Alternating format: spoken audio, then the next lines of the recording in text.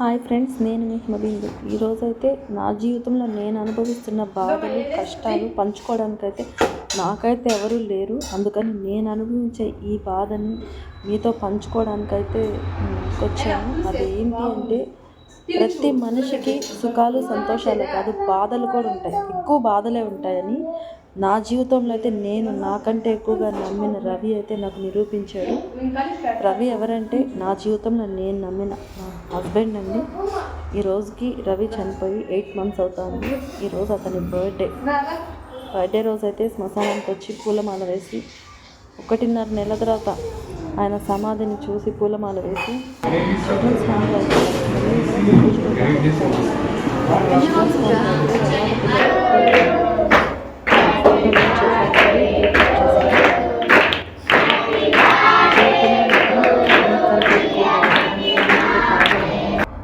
మీకంటే ఎక్కువగా ఇంకొకరిని అయితే మీరైతే ఇష్టపడద్దు, నమ్మద్దు కూడా. ఎవరైనా ఈరోజు మనతో ఉంటే రేపు మనతో ఉంటారనేది మాత్రం అబద్ధం. ఈరోజు ఉన్న వాళ్ళు రేపు ఉంటారని, అది ఒక చావు అనేది నా జీవితంలో అయితే దూరం చేసేది. కానీ అందరికీ అలా కాదు, ఒక్కొక్కరికి ఒక్కొక్కలాగా. మనం ఇష్టపడిన వ్యక్తి మాత్రం దూరం అయితే చాలా బాధ ఉంటుంది. నాకు తెలిసినట్టు నేను చెప్పిన మీ జీవితంలో అయితే మీకంటే మీరు ఎక్కువగా ఎవరిని ఇష్టపడకండి.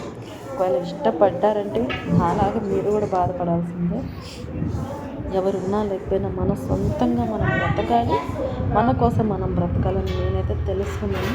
కానీ నేను తెలుసుకునేటప్పటికైతే మొత్తం